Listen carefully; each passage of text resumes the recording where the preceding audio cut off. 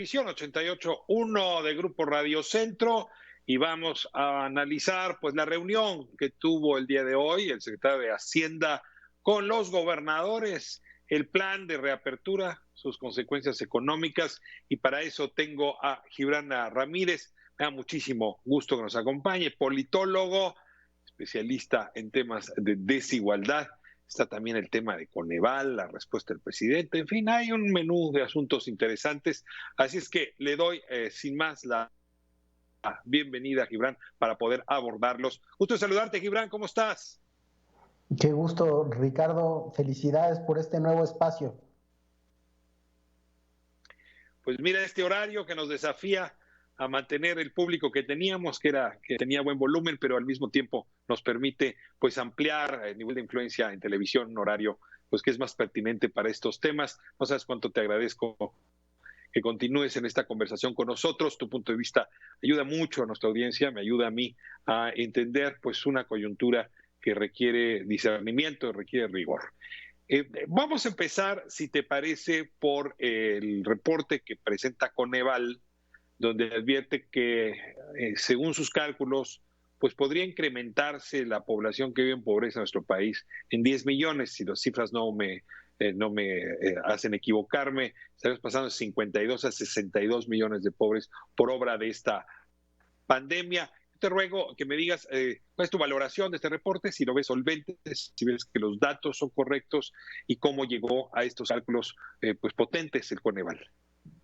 Sí, yo creo que es un reporte, digamos, consistente metodológicamente y que alerta de un riesgo. Ya sabíamos que nuestra economía tenía una debilidad estructural en su mercado de trabajo y esa debilidad ahora se va a materializar en una emergencia, sobre todo para las unidades económicas más pequeñas.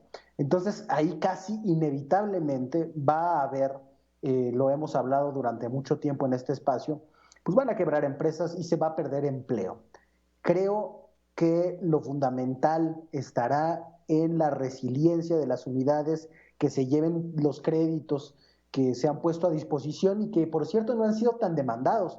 Eso me llama enormemente la atención, porque parecería, creo, que las empresas están tomando caminos alternativos, es decir, caminos dentro de la misma informalidad, para resolver o para ser resilientes ante esta crisis. Y probablemente se debe al temor del fisco, no lo sé bien, pero he preguntado ahí en algunos casos. Por ejemplo, las personas que tienen puestos en tianguis no se han acercado a gestionar directamente el apoyo para ellos, aunque lo necesiten, sino que los sistemas de intermediación se resisten a desaparecer. Creo que si no se toma en cuenta esto para implementar la política, si no se cambia la manera de distribución acaso de los recursos, mucha de esta predicción del Coneval se va a cumplir, desgraciadamente. Creo que por eso la reacción de hoy es tan Pero importante. estás dando un comentario que me veo tentado a ponerle lupa. En Sí, efecto, pues cuando uno vive en tanta vulnerabilidad, la informalidad pues te da más plasticidad, si me permites decirlo así, flexibilidad para vivir las crisis. Si ahorita vas y pides el crédito y eso te mete en el chaleco de la formalidad, pues mañana te puede salir más caro el caldo que las albóndigas. O sea, sí sería claro. racional no recurrir al gobierno para que te preste 25,000 pesos, aunque te salga a buena tasa y en buen plazo. Mejor mantenerte donde estás, luego no sabes qué puede venir. Sí, son esquemas de solidaridad muy distintos, son esquemas, digamos, de protección social gremial, muchas veces amafiados, como el que te mencionaba del caso de los tianguis, que también enriquecen, algunos son un sistema de poder muy interesante y que desconfían naturalmente de la autoridad estatal, porque los únicos contactos que suelen tener con la autoridad estatal son de fiscalización en algunos casos, los amables, Sí, claro. pero y en muchos otros de confiscaciones, de Ay, corrupción. Entonces, extorsión, sí, mordida, etcétera, claro. entonces Ahora, el esas, presidente reaccionó con enojo, Gibran, para regresar a lo de Coneval, sí, diciendo que el Coneval estaba utilizando pues métodos y sobre todo medidas y números que tenían que ver con el pasado. y no con el presente. En algún lugar le molesta que no estén calculando la enorme derrama de recursos que pues estaría siendo destinado a los dos primeros pisos de la construcción social. Dice 120 mil millones en este mes y ahora me dicen, en estos meses me dicen que eso no va a paliar la pobreza y que va a crecer la pobreza. ¿Qué reflexión te genera esta discusión? Yo creo que sí hay un vacío conceptual y creo que hace falta una discusión en el Coneval que no se ha propiciado ni siquiera con la llegada, con el cambio de personal, porque el titular de Coneval, José Nabor Cruz, ha permitido que muchas de las personas que estaban ahí, digamos, mucha de la élite académica que tú conoces muy bien, que ha sido dueña de estos temas, sigan determinando en lo fundamental cómo se mide la pobreza. Eso es una elección del titular de Coneval, no abrir una revolución conceptual que cree que no le toca. En otros espacios hemos intentado hacerlo. En ese sentido ha sido conservador, porque creo que sí hay muchas otras cosas que se tienen que medir y a las cuales se contribuye desde la política social del gobierno de López Obrador. Creo, por ejemplo, que si se tomara en cuenta cómo va creciendo la protección social desde el principio de este sexenio, con esos procesos, es decir, la resiliencia ante desastres o emergencias económicas, que aunque te sigan colocando en situación de pobreza, porque no alcanzan los recursos fiscales para tener un programa social por familia que alcance un salario digno. Creo que aún con eso la protección social ha incrementado bastante y la percepción de la gente y buena parte de la evaluación del gobierno se hará a partir de eso. Las crisis anteriores dejaron a mucha gente de la más pobre miserable. Probablemente ahora una parte de la clase media baja pase a ocupar espacios de pobreza. Era gente que ya estaba en vulnerabilidad para ingresar a la pobreza, es decir, gente a la que no se había alcanzado a proteger desde el mercado laboral formal. Pero ese piso mínimo Ahora, es una seguridad bastante importante para buena parte de la población.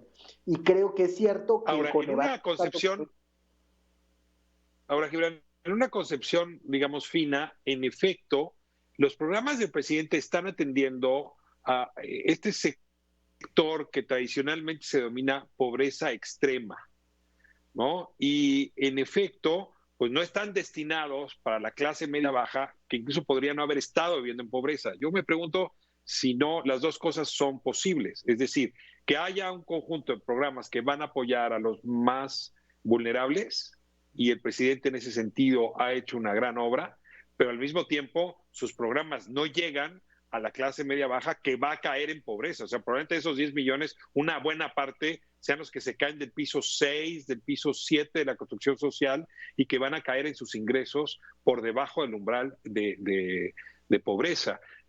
No hay contradicción, cabrían las dos cosas.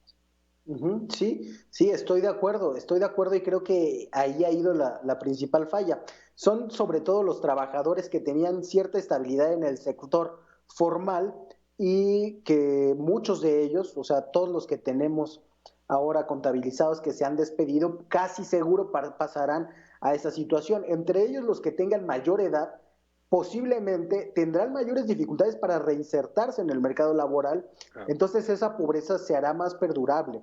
Quiero decir, muchos de los miles de trabajadores que corrieron las grandes empresas que hicieron cálculos de utilidad, como Walmart, como La Parisina, como los emporios turísticos de Quintana Roo, que corrieron por miles y únicamente haciendo cálculos contables, sí, toda esa gente efectivamente va a quedar en esa situación y va a tener que ser protegida por ese piso mínimo. Por otra, esos, los que están en el sector formal. Entonces, yo creo que es muy importante combatir, tiene que haber un acompañamiento de la Secretaría del Trabajo y de la Procuraduría del Trabajo para defender a esos trabajadores y para ayudarlos a reinsertarse en el mercado laboral. Desde luego no hay ni siquiera capacidad jurídica para poder llevar ese volumen de casos para cuidar jurídicamente. Sí, para ir a tribunales. Eso por una parte. Por otra parte, es claro que se deben de eliminar las condiciones de posibilidad para que, haciendo un cálculo contable, se coloque a millones de personas en pobreza para no perder utilidad.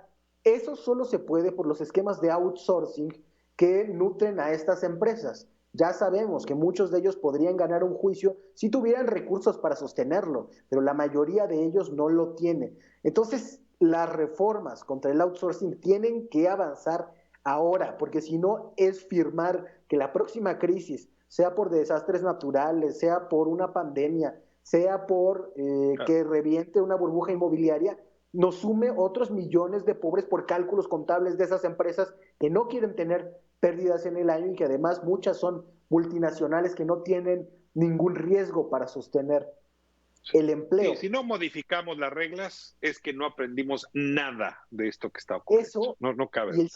y el sistema de confianza pública, Ricardo, porque esos créditos que se están distribuyendo para unidades productivas pequeñas en la formalidad y en la informalidad, si no se están solicitando, es porque no hemos logrado reconstruir la confianza con esa parte de la clase media que fue muy señalada, la clase media baja, y muy estigmatizada, como si fueran inherentemente Sí. informales los tramposos del sistema. Es el sistema el que provoca la informalidad y la verdad sigue siendo pues una forma de protegerse frente a muchas arbitrariedades que el Estado cometió y que hay que decir, si te fijas en las inspecciones sanitarias, incluso hacendarias, se siguen cometiendo. Pero esto nos da para una conversación larga. Te agradezco mucho haber puntualizado el tema con nosotros hoy, Gibran, y hasta muy pronto en esta conversación que semanalmente tenemos para revisar los temas económicos. Y desde luego, desde este punto de vista tuyo, que creo que es el más atractivo en estos momentos, que es de economía política, donde la política y la economía en realidad juntas se explican mucho más que separadas. Gibran, hasta la semana que entra. Buen fin de semana. Hasta pronto. Un abrazo a ti y a toda tu audiencia.